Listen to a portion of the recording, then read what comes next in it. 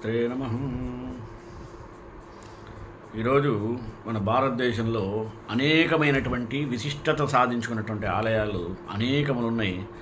అనేక ఎపిసోడ్లో అనేక దేవాలయాల గురించి ఎన్నో వీడియోలు తీసున్నాను. ఈరోజు మరికొన్ని ఆలయాలు వాటి యొక్క విశిష్టతలు మనం తెలుసుకుందాం. వాటిలో కొన్ని చాలా అద్భుతమైనటువంటి ఆశ్చర్యకరమైనటువంటి ఆలయాలు, అక్కడ ఉండేటువంటి విశిష్టతలు మనం తెలుసుకుంటే ఒళ్ళు గగురుపాటు చెందుతుంది.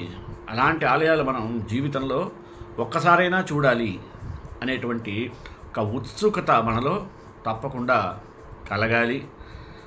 దేవుడిచ్చినటువంటి ఈ జీవితాన్ని ఆ భగవంతునికి సమర్పిస్తూ ఆయన దర్శనం చేసుకుంటూ ఆయనలో మనం అనుగ్రహం పొందాలని కోరుకుంటూ ఈరోజు ఆలయాల వైశిష్ట్యం అనే అంశం మీద మీ ముందుకు వచ్చాను. మొదటగా ప్రార్థన.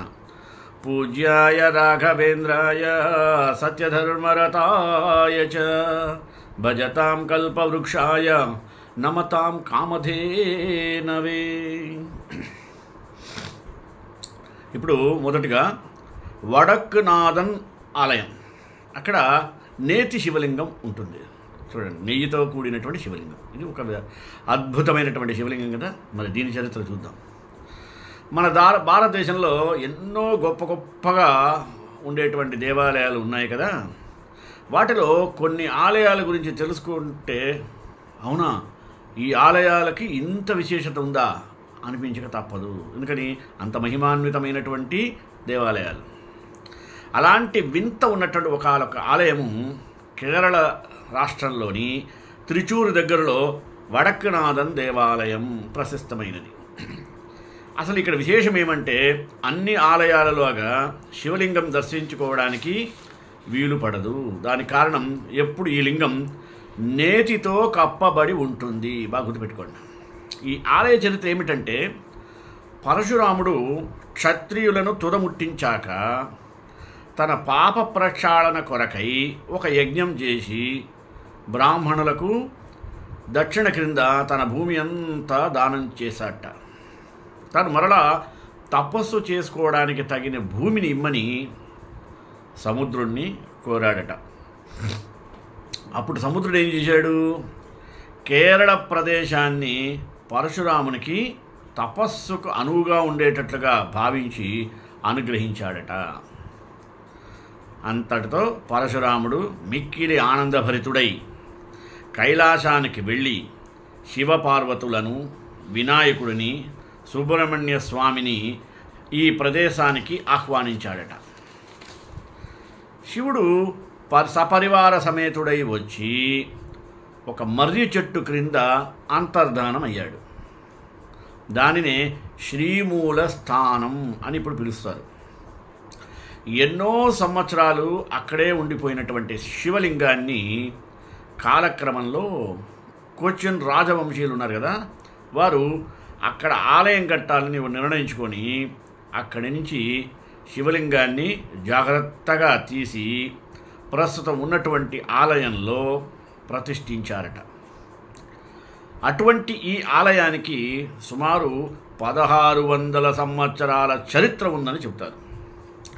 అప్పటి నుంచి శివలింగానికి అభిషేకం చేయడానికి కేవలం నెయ్యినే వాడేవారు. ఆనాటి నుండి వచ్చిన ఆచారం ఈనాటికి కూడా కొనసాగుతూనే ఉంది. అయితే ఇక్కడ ఒక విశేషం ఉంది. ఏందయ్యా విశేషం అంటే, ఇన్నేళ్ల నుంచి నేతితో అభిషేకాలు చేస్తూ వస్తున్నా ఆ నెయ్యి కాస్త కూడా కంపు కొట్టదు. పైగా ఈగలు వాలవు, ఆ నెయ్యి కరగదు. ఎంతటి ఎండాకాలమై ఎండలు మండిపోయినా సరే శివలింగానికి ఉన్నటువంటి నెయ్యి కాస్త కూడా కరగకపోవడం నిజంగా ఎంతో ఆశ్చర్యాన్ని కలిగిస్తుంది. ఈ నేతిని ఆయుర్వేద వైద్యులు దివ్య ఔషధంగా తలచి వాళ్ళ మందుల తయారులో కూడా వాడుతూ ఉంటారు. ఈ ఆలయ ప్రాంగణంలోనే గోవులు కాసేటువంటి కృష్ణ భగవాను యొక్క విగ్రహం కూడా మనం చూడవచ్చు. కైలాసంలో శివుడు మంచు పర్వతాల మధ్య ఉన్నట్టు ఇక్కడ ఆలయంలో శివుడు నేతి మధ్యలో చల్లగా ఉంటాడు. అందువల్ల తన చల్లని చూపులతో మనల్ని ఎప్పటికీ రక్షిస్తూ ఉంటాడట. ఇది రెండవది, పాండవుల మెట్ట. ఇది తూర్పుగోదావరి జిల్లా సామర్లకోటలోని పంచారామాలలో ఒకటైనటువంటి కుమారారామాన్ని మీలో చాలామంది చూసి ఉంటారు కదా, దానికి దగ్గరలోనే ఈ పాండవుల మెట్ట ఉన్న సంగతి మీరు విన్నారు ఎప్పుడైనా? చాలామందికి తెలియదు. ఈ క్షేత్రంలో పాండవులు ఆనాడు అరణ్యవాసంలో కొంతకాలం గడిపారనే కథనం ఉంది. ఒక చిన్న గుట్ట మీద చిన్న చిన్న ఆలయాల సముదాయం ఉన్నది. పాండవుల పట్ల గౌరవ సూచకంగా ఈ గుట్ట మీద ఒక చిన్న ఆలయం, గుట్ట మార్గం, అలాగే గుట్ట మీదకు తేలిక వెళ్ళడానికి మెట్ల మార్గం కూడా నిర్మించారు. ఈ గుట్ట మీద 2 గుహలు ఉన్నాయి. ఆ గుహలు పాండవులు అక్కడ నివసించారని చెప్పడానికి ప్రతీక. వారు ఇక్కడి నుంచే రాజమండ్రిలోని గోదావరి మొదలైనటువంటి ప్రాంతాలకు సొరంగ మార్గం ద్వారా వెళ్ళి రోజు గోదావరిలో స్నానం చేసి వచ్చేవారంట. దానికి నిదర్శనంగానే ఇక్కడ ఉన్న ఒక సొరంగ మార్గాన్ని మనం చూడొచ్చు. ఇది రాజమండ్రిలోని సారంగధర మెట్ట దాకా ఉందిట. ప్రస్తుతం ఈ మార్గం రాజమండ్రి వైపు మాత్రం మూసివేయబడి అడ్డంగా ఇళ్ళు కట్టారట. గుట్ట మీద ఉన్న పెద్ద పాదం గుర్తుని అది భీముని యొక్క పాదంగా చెప్తూ ఉంటారు. అలాగే ఇక్కడ ఎవరైనా సరే పోలియో బారిన పడిన వాళ్ళు తమ ఆరోగ్యం కొరకు ఇక్కడ పూజలు చేస్తారు. పూర్వం ఈ ప్రాంతంలో కోయవారు ఎక్కువగా నివసించేవాళ్ళు. ఇప్పటికీ వారు తమ పిల్లలకు పాండవుల పేర్లు, ద్రౌపది పేరు పెట్టుకుంటారు. 1952లో ఈ ప్రాంతంలో నివసించినటువంటి శ్రీ సాలూరి వెంకట సుబ్బారావు అనేటువంటి పుణ్యాత్ముడు ఇక్కడ ఛాయా, పద్మిని, ప్రభా, ప్రజాదేవి సమేత శ్రీ సూర్యనారాయణ స్వామి ఆలయాన్ని కూడా నిర్మించాడట. మరి పల్లె ప్రజల నమ్మకాలకు, విశ్వాసానికి ఒక మచ్చుతునక ఈ ఆలయం. వేసవి కాలంలో పాండవుల గుహ దగ్గర వరద పాయసం చేస్తారు. ఆ పాయసం ఎటు పొంగితే అటు వానలు బాగా పడతాయనేది ఇక్కడి వారి నమ్మకం. ఇక్కడ ఉన్నటువంటి అర్ధనారీశ్వర శివలింగం కాశీ నుంచి తెచ్చి ప్రతిష్ఠించారట. ఇంకా వల్లి దేవసేన సమేత కుమారస్వామి యొక్క ఆలయము, విఘ్నేశ్వరుడు, వెంకటేశ్వర స్వామి, కృష్ణుడు, గాయత్రీదేవి మొదలైనటువంటి దేవతలకు చిన్న చిన్న ఉపాలయాలు ఉన్నాయి. పిఠాపురానికి దగ్గరలో ఉన్న పాండవుల మెట్టకు సామర్లకోట నుంచి, పిఠాపురం నుంచి కూడా ఆటోలో వెళ్ళి రావచ్చు. ఏదో ఒకదానికే సమయం ఉంటే మాత్రం పిఠాపురమే వెళ్ళిరండి. అవకాశం ఉన్నవారు సందర్శించవలసినటువంటి ముఖ్యమైనటువంటి ప్రదేశం పాండవుల మెట్ట. ఇంకా తరువాత శ్రీ సిద్ధేశ్వర మహాదేవ్ ద్వారకా, గుజరాత్లో ఉంది. మనం శివాలయాలు అని అన్నట్లే ఇక్కడ గుజరాత్లోని శివాలయాలను సిద్ధేశ్వర మహాదేవ్గా పిలుస్తారని తెలిసింది.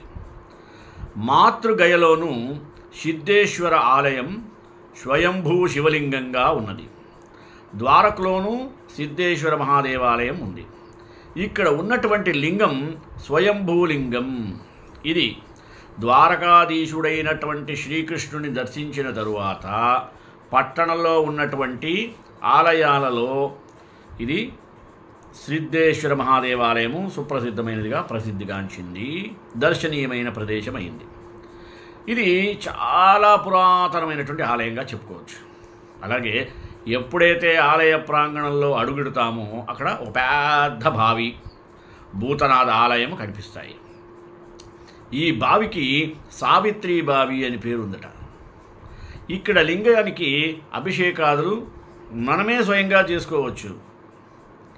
విశాలమైన ప్రాంగణం, ప్రవేశద్వారం నుంచి ఆలయానికి వెళ్ళే దారి అంతా మనకు సాధువులు కాషాయ వస్త్ర భిక్ష అడుగుతూ కనిపిస్తారు ఆ ప్రదేశంలో. ఈ ఆలయం చుట్టూ కూడా చాలా ఆలయాలు ఉన్నాయి. వాటిలో మారుతి మందిర్, విగ్రహ పూజ కనిపించినటువంటి ఇతర పురాతన ఆలయాలు కూడా మనం దర్శించుకోవచ్చు. ఈ ఆలయం దర్శించడానికి కొద్దిమందే వస్తుంటారు, పెద్దగా జనసంచారం ఉండదు. మనం అనుకున్నట్టు ఇక్కడలాగా టికెట్లు ఉండవు. ప్రశాంతమైనటువంటి వాతావరణం. ద్వారకలో ప్రధాన ఆలయం శ్రీకృష్ణ మందిరం, చుట్టుపక్కల కూడా ద్వారకాధీశునికి సంబంధించిన ఆలయాలే ఉన్నాయి. బెట్ ద్వారక రుక్మిణీ మందిర్, మూల ద్వారక, బాలకాతీత్, లక్ష్మీనారాయణ టెంపుల్, ఇలా ఎన్నో ఆలయాలు ఉన్నాయి. ద్వారకా పట్టణంలో ఉన్నటువంటి సన్సెట్ పాయింట్, సిద్ధేశ్వర మహామందిర్, బడకేశ్వర్ మహామందిర్, గీతా మందిర్, లక్ష్మీనారాయణ మందిర్, ఇలాంటి ఆలయాలు కూడా సుప్రసిద్ధం చెంది ఉన్నాయి. వీటిని దర్శించేవారు మనకు చాలా కొద్దిమందే కనపడుతుంటారు. ద్వారకా పట్టణం నుంచి లోకల్లో ఆటోలు లేదా నగర దర్శనం 200 రూపాయలతో చూపిస్తారు. బస్సులు ఉన్నా అవి అన్ని పాయింట్స్ కవర్ చేయవు. కాబట్టి గుజరాత్లో ఉన్న సిద్ధపూర్లోకి ఆటోలో వెళ్ళి రావటం మంచిది. అది చాలా శ్రేష్టమైనది. ఇక శ్రీ పళ్ళికొండేశ్వర ఆలయం. శివరాత్రి సంబంధంగా మనం ఒక ప్రత్యేక శివాలయం గురించి చెప్పుకోవాలి కదా. అందుకే ఈ ఆలయాన్ని సుప్రసిద్ధంగా చెప్పుకోవాలి. మీరు కొన్ని ఆలయాల్లో శ్రీ మహావిష్ణువుని పడుకున్న రూపంలో దర్శించి ఉండవచ్చు. కానీ శివుణ్ణి ఎప్పుడున్నా అలా చూశారా? మహాశివుడి దర్శనం సాధారణంగా మనకి ఎక్కడైనా లింగ రూపంలోనే అవుతుంది. కాకపోతే కొన్ని చోట్ల శివుడికి సంబంధించిన విగ్రహాలు ఉండవచ్చు. కానీ పడుకున్న శివుడు ఎక్కడ ఉంటాడు అంటుంటారు కదా. అలాంటి అపురూప ఆలయం కనుకే మహాశివరాత్రి ప్రత్యేక కానుక. ఈ ఆలయం చిత్తూరు జిల్లాలో సూరుటిపల్లిలో ఉన్నది. ఇందులో అనేక విశేషాలు ఉన్నాయండి. ముందుగా మనం ఆ స్థల పురాణం గురించి తెలుసుకుందాం. నేను వెళ్ళొచ్చాను, చాలా బాగుంటుంది. సాక్షాత్ శ్రీరంగనాథ స్వామి శ్రీరంగంలో ఎంత పెద్ద భారీ విగ్రహమో అంత భారీ విగ్రహం. అక్కడ లక్ష్మీదేవి కూర్చొని ఉంటుంది, ఇక్కడ పార్వతీదేవి కూర్చోంటుంది, అంతే వ్యత్యాసం. ఇది క్షీరసాగర మథనం గురించి మనందరికీ తెలుసు కదా. అందుకని ఆ కథ ప్రకారం క్షీరసాగర మథన సమయంలో హాలాహలం సముద్రంలోంచి ఉద్భవించిందని చెబుతారు. ఆ విషయానికి హాలాహలం అనే పేరు ఎలా వచ్చిందో తెలుసా? మందర పర్వతానికి తాడులా కట్టినటువంటి వాసుకి నొప్పిని భరించలేక హాలం అనే విషయాన్ని కక్కిందట. హాలం అనే విషాన్ని కక్కిందట. అప్పుడే సముద్రంలోంచి హలం అనే విషం బయలుదేరింది. ఇవి రెండు కలిసి హాలాహలం అయింది. సరే, ఆ విషయాన్ని చూసి దేవతలు భయపడటం, ఈశ్వరుని ప్రార్థించటం జరిగింది. బోడాశంకరుడు కదా. ఈ పరమేశ్వరుడు ప్రపంచాన్ని రక్షించడానికి ఆ విషయాన్ని స్వీకరించడం, వెంటనే అక్కడ ఉన్నటువంటి పార్వతీదేవి అడ్డుకోవడం వలన విషాన్ని కంఠంలోనే నిలిపి గరళ కంఠుడవ్వటం మనందరికీ తెలుసు. ఆ విధంగా గరళాన్ని స్వీకరించి సకల జగత్తును కాపాడిన రోజు శనివారం. త్రయోదశి ప్రదోష సమయంలో శివుడు నందీశ్వరుడి 2 కొమ్ముల మధ్య ఆనంద తాండవమాడాడు. అందుకే ప్రదోష సమయంలో నందీశ్వరుడికి గనక నమస్కరిస్తే శివానుగ్రహం పొందవచ్చును. విషపానమును చేసిన తరువాత పార్వతీదేవితో బయలుదేరాడు పరమేశ్వరుడు. పరమశివుడు మార్గంలో ఈ సురుటుపల్లికి వచ్చేటప్పటికి మరి ఆ కైలాసనాథునికి విషప్రభావం వల్ల కొద్దిగా కళ్ళు తిరిగినట్లు అవడంతో లోకమాత ఒడిలో తల పెట్టుకొని విశ్రాంతి తీసుకున్నాడు. సకల జీవులకు సర్వమంగళాలను ప్రసాదించే జగజ్జనని ఇక్కడ సర్వమంగళగా పిలువబడుతుంది. పడుకున్న ఈశ్వరుడు గనక పళ్ళికొండేశ్వరుడిగా ప్రసిద్ధి చెందాడు. మరి ఈ ఆలయంలో అనేక విశేషాలు ఉన్నాయి కదా. వాటి ప్రకారం పరమేశ్వరుడు అమ్మవారి ఒళ్ళో తలపెట్టుకొని శయనించినట్లుగా దర్శనమిచ్చేది ప్రపంచంలోనే బహుశా ఇక్కడ ఒకచోటే. కాబట్టి తప్పకుండా చిత్తూరు దగ్గర ఉండేటువంటి సూరుటిపల్లికి వెళ్ళి రండి, జీవితం ధన్యమవుతుంది. ఇలాంటి విశేషమైన దేవాలయాలు చూడాలి మనం. పైగా అది ఎంత ఉంటుంది, 19 అడుగుల పొడవు సర్వమంగళాదేవి ఒడిలో తలపెట్టుకొని ఉన్న ఈ శయనశివుడు అమ్మవారు అత్యద్భుతమైనటువంటి సౌందర్యంతో విలసిల్లుతూ ఉంటారు. చుట్టుపక్కల విష్ణు, బ్రహ్మ, నారదుడు, సూర్యచంద్రుడు, ఇంద్రుడు, తుంబురుడు, భృగు మహర్షి, మార్కండేయుడు, కుబేరుడు, అగస్త్యుడు, పులస్త్యుడు, గౌతమ మహర్షి, వాల్మీకి, విశ్వామిత్రుడు, వాయబా వీరంకి నమస్కరిస్తూ ఉంటారు. ఈ మూర్తులను వాల్మీకేశ్వరాలయం పక్కనే ఉన్నటువంటి ప్రత్యేక ఆలయంలో దర్శించవచ్చు. ఈ ఆలయంలో ముందు మరగదాంబికను, వాల్మీకేశ్వరులను దర్శించాక ఈ శయన రూపంలో ఉండేటువంటి ఆ పల్లికొండేశ్వరుని దర్శించటం శ్రేష్టం. ఇక్కడ హాలాహలం నుంచి సకల భువనాలను రక్షించాక శివుడు ప్రదోష సమయంలో నందీశ్వరుని కొమ్ముల నడుమ తాండవం చేశాడు. అంతటి విశేషమైనటువంటి ఈ యొక్క ఆలయము మిగతా ఆలయాల కన్నా సర్వశ్రేష్టమైనదిగా చెప్పబడుతుంది. అందుకనే ఆ ప్రదోష సమయంలో ఇక్కడ ప్రారంభమైనటువంటి ఈ ప్రదోషంలో పూజల ముందు ఇక్కడే ప్రారంభమై తరువాత మిగతా శివాలయాలకు విస్తరించాయంటారు. ఆ సమయంలో నందీశ్వరునికి కూడా ప్రాముఖ్యతనిచ్చి ఆ అభిషేకం జరగడం ఇక్కడ విశేషం. మనం ఎక్కడ కూడా శివలింగానికి శివుడికి అభిషేకం చేసి చూస్తుంటాం కదా, నందీశ్వరుడికి బహిరంగంగా ఎక్కడ చూస్తామా, ఈ సురుటుపల్లిలో చూడవచ్చు. 1971 సంవత్సరం కార్తీక మాసంలో కంచి మఠాధిపతి శ్రీ చంద్రశేఖర సరస్వతి స్వామివారు ఒక్క రోజు కోసం ఈ గుడికి వచ్చి అసలు 30 రోజులు అక్కడే ఉండిపోయాట. ఏదో ఒక రోజు వచ్చి వెళ్ళిపోదాం అనుకున్న ఆయనకి అక్కడి నుంచి పోబుద్ది కాల, 30 రోజులు అక్కడే ఉన్నారట. ఆ సమయంలో ఈ ఆలయంలో చెల్లా చెదురుగా ఉన్న కొన్ని అపురూప శిల్పాలను ఆయన దగ్గరుండి ప్రతిష్ఠ చేయించి ఆలయ శోభను మరింత పెంచారు. స్వామివారు ఎప్పుడైతే వచ్చారో ఆనాటి నుండి ఇక్కడికి భక్తుల రాక ఎక్కువైంది. ఈ ఆలయంలో పలు దేవతా విగ్రహాలు కూడా మనం పత్ని సమేతంగా చూడటం శ్రేష్టమైనది. అందువలన ఈ దేవతామూర్తులను దర్శిస్తూ కుటుంబమంతటికి మంచి జరగాలని భక్తుల యొక్క ప్రగాఢ విశ్వాసం. ఇక్కడ శయన శివుడే కాకుండా ఇంకా ఆలయాలు, ఉపాలయాలు చాలా ఉన్నాయి. వాటి విశేషాలు కూడా చూద్దాం. ఆలయానికి ఇరుప్రక్కల శంఖనిధి, పద్మనిధి తమ భార్యలతో ఉంటారు. ఎలా అయితే విష్ణు ఆలయంలో జయ విజయులు ఉంటారో, శివాలయాల్లో శంఖనిధి, పద్మనిధి. పైగా వీరు తమ భార్యలతో ఉండటం విశేషం. ఇది చాలా అరుదు కదా. ఇక్కడ అమ్మవారు మరగదాంబిక. అమ్మవారి ఆలయానికి ప్రదక్షిణంగా వస్తుంటే ఆలయం బయట గోడకి ద్వారానికి కుడివైపు అంటే మనకి ఎడమవైపోతుంది శాలిగ్రామ గణపతి, అలాగే ఎడమవైపు శ్రీ వల్లి దేవసేన సమేత సుబ్రహ్మణ్య స్వామి వారు ఉంటారు. లోపలికి వెళ్ళగానే ఎదురుగా శ్రీ మరగదాంబిక అత్యంత సుందర రూపంలో భక్తులను బ్రోచే ఆ తల్లికి కుడివైపున కల్పవృక్షము, ఎడమవైపున కామధేనువు విలసిల్లుతున్నాయి. మరగదాంబిక ప్రక్కన వాల్మీకేశ్వరుని ఆలయం కూడా ఉన్నది. ఇక్కడ వాల్మీకి ఋషి రామాయణము రాసే ముందు శ్రీ రామలింగేశ్వరుని ప్రతిష్ఠించాలనుకున్నారట. కానీ సరిగ్గా కుదరనందువల్ల మరి తపస్సు చేసి ఈశ్వరుని ప్రసన్నం చేసుకున్నారు. సాక్షాత్ ఈశ్వరుడు స్వయంభూగా వెలిశాడు. వాల్మీకి ఋషి తపస్సు వలన వెలిసిన ఈశ్వరుడు వాల్మీకేశ్వరుడు అయ్యాడు. ఈ స్వయంభూలింగం త్రికోణాకార ఫలకం మీద ముందుకు శివలింగం ఉన్నట్లు ఉంటుంది. ఈ విశేషలింగాన్ని విశేషంగా ఏం కోరుకున్నా నెరవేరుతుంది.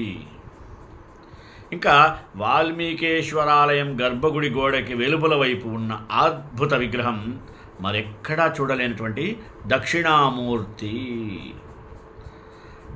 ఇక్కడ స్వామి వటవృక్షం కింద జటాజూటం, గంగ, పులి చర్మం, నాగాభరణం కూడా ఉంటాయి. అంతేకాదు అమ్మ గౌరి వెనుక నుంచి స్వామిని కౌగిలించుకున్నట్టుగా ఉంటుంది. మనం ఇంకెక్కడైనా చూడొచ్చు, కానీ శివపార్వతులు ఇలాంటి భంగిమలు ఎక్కడ చూడలేంగా. అది విశేషం ఇక్కడ. ఈ దంపతి సమేత దక్షిణామూర్తిని దర్శించి, ఎందుకంటే మనం శివుడు పార్వతి ఉండొచ్చు, కానీ దక్షిణామూర్తి రూపంలో ఇలాంటి ఒక దీన్ని చూడటం సన్నివేశం చాలా అరుదు. కాబట్టి చూసి తీరాలి ఇలాంటివే. అటువంటి దక్షిణామూర్తిని దర్శించి సేవిస్తే గురవే సర్వలోకానాం భిషజే భవరోగిణాం నిధయే సర్వవిద్యానాం దక్షిణామూర్తయే నమః అని ఊరికే అనలేదు. అటువంటి ఆ స్వామి వల్ల జ్ఞానము, చదువు, పెళ్ళి, పిల్లలు, మాంగళ్య భాగ్యం అసలు మొదలైన సకల సన్మంగళాలు జరుగుతాయని నమ్మకం. ఈ ఆలయాల చుట్టూ కనిపించేటువంటి అద్భుతమైనటువంటి విగ్రహాలు ఉన్నాయి. ఏకపాదమూర్తి అంటే ఒక పాదం మీద నుంచున్న త్రిమూర్తుల ఆకారాలు స్పష్టంగా ఒకే రాతిలో చెక్కబడి ఉండటం చాలా చాలా విశేషం. వారి రెండో పాదం క్రింద వారి వారి వాహనాలు ఉన్నాయి. మధ్యలో శివుడు, అటు ఇటు బ్రహ్మ, విష్ణువు. ఇక చూడండి నెక్స్ట్, జ్వరహర మూర్తి. పేరే ప్రత్యేకంగా ఉంది కదా. దేవతలకు వచ్చిన శూలై అనేటువంటి జ్వరాన్ని తగ్గించేందుకు శివుడు ఎత్తిన అవతారమే జ్వరహర మూర్తి.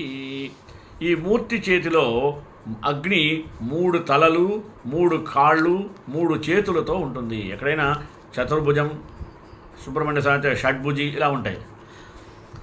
త్రిభుజం అంటే ఎక్కడైనా చూసి ఉంటామా? అది ఈ ఆలయంలో ఉండేటువంటి జ్వరహర శివాలయంలో ఉండే ప్రత్యేకత.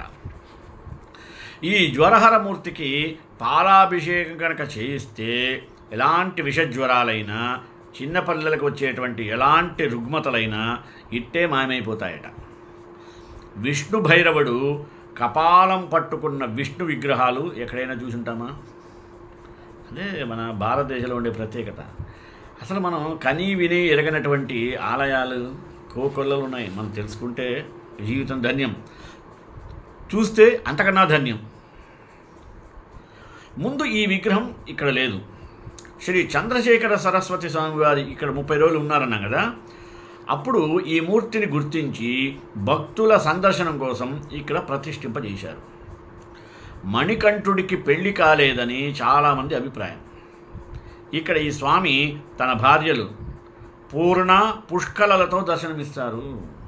అలాగే ఇంకొక విగ్రహం గజవాహనంపై అయ్యప్ప. ఇప్పుడు కొంచెం ఆశ్చర్యం కదా. వినాయకుడు పెళ్లి కాలేదు, కానీ సిద్ధి బుద్ధి. ఆంజనేయ స్వామి పెళ్లి కాలేదు, సువర్చల సమేత ఆంజనేయ స్వామి అంటాం కదా. మణికంఠుడు ఆజన్మ బ్రహ్మచారి అంటాను, ఘోటక బ్రహ్మచారి అంటారు.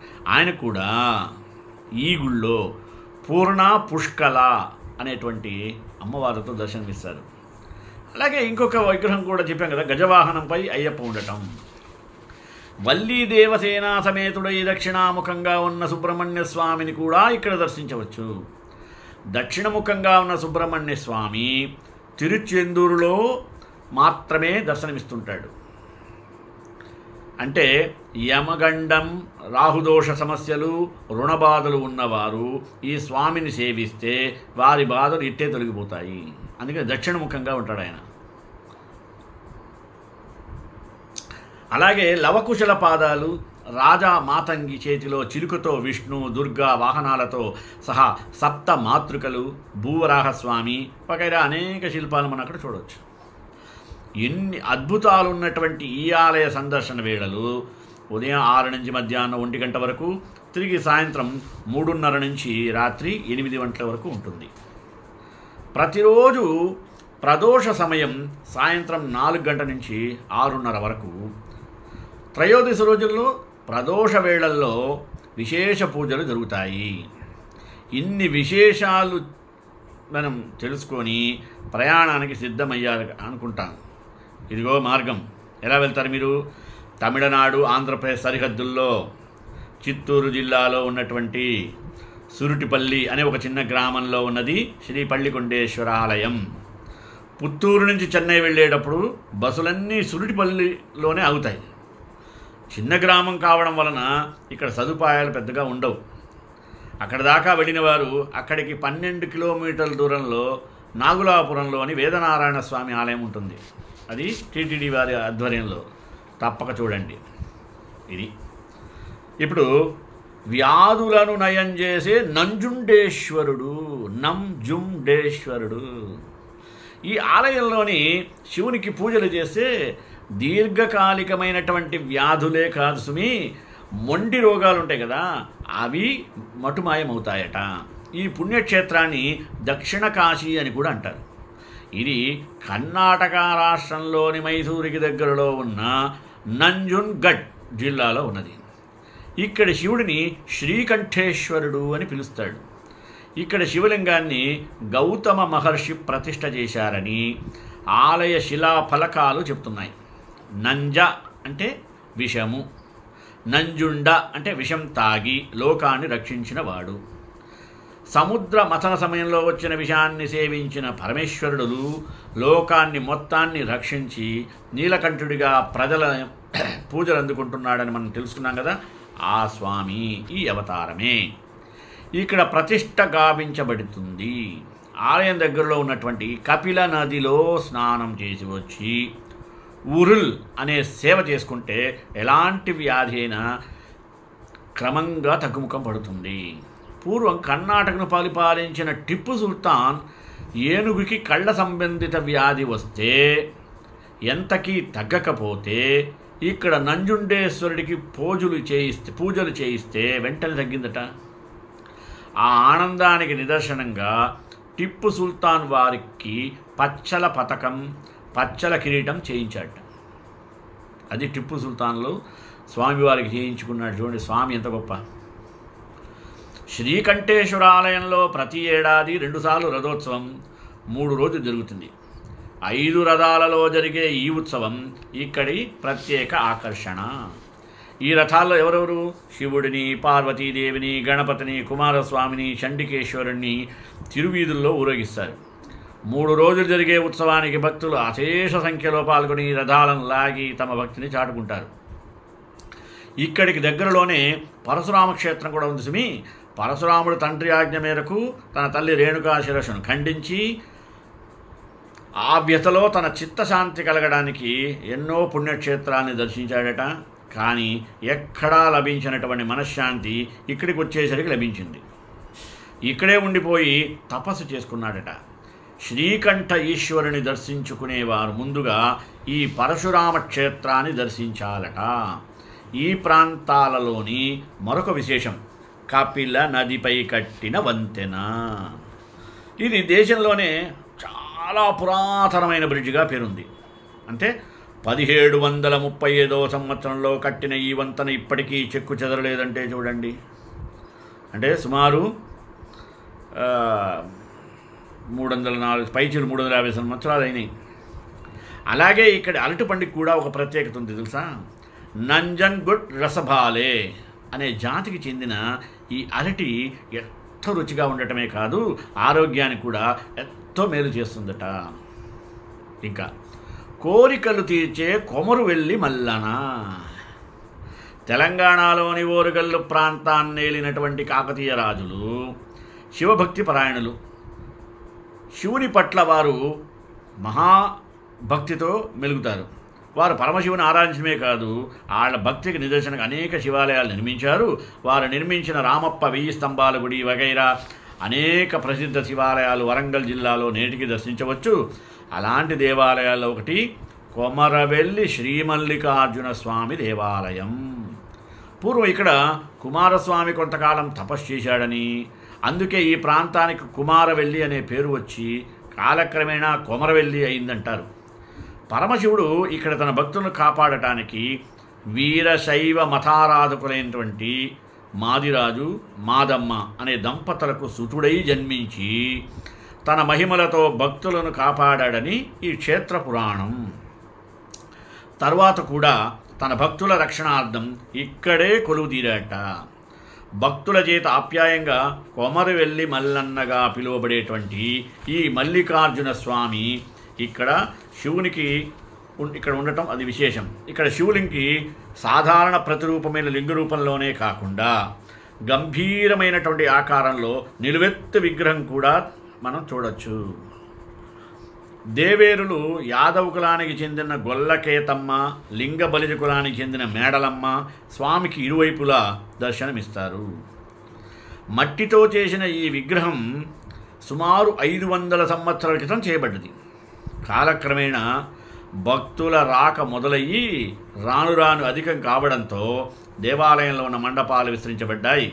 ఈ మల్లన్న జాతరగా ప్రసిద్ధి చెందిన ఈ బ్రహ్మోత్సవాలు మకర సంక్రాంతి తరువాత వచ్చే మొదటి ఆదివారం నాడు ప్రారంభమై ఉగాది దాకా సాగుతుంది. జాతర జరిగే సమయంలో ఆదివారాలు ఆ ప్రాంతమంతా బోనాలు సమర్పించే భక్తులతో నిండిపోయి ఉంటుంది సుమి. పసుపు కుంకుమలతో అందంగా అలంకరించబడి పాత్రలపై దీపం వెలిగించి తలపై పెట్టుకొని స్వామికి, రేణుకాదేవికి బోనాలు సమర్పించడానికి వరుసగా కొండపైకి ఎక్కే భక్తులు బారులు చూడటానికి మనకు 2 కళ్ళు జాలవు. ఆలయ ఎదురుగా ఉన్నటువంటి బండి చక్రాలు స్వామి రథంగా భావించి పూజిస్తారు. బోనాలు, అగ్నిగుండాలు వగైరా సంబరాలన్నీ ఇక్కడే జరుగుతాయి. మల్లికార్జున స్వామి ఆలయం ప్రాంగణంలో శ్రీ రేణుకాచార్య ఉపాలయం కూడా ఉన్నది. శ్రీ రేణుకాచార్య వీరశైవ మత స్థాపకులు, ప్రచారకులు. ఈ ఆలయానికి 20 కిలోమీటర్ల దూరంలో గ్రామదేవత పేరు కొండపోచమ్మ ఆలయం కూడా ఉంది. ఈవిడ మల్లికార్జున స్వామికి అక్కగా చెబుతారు.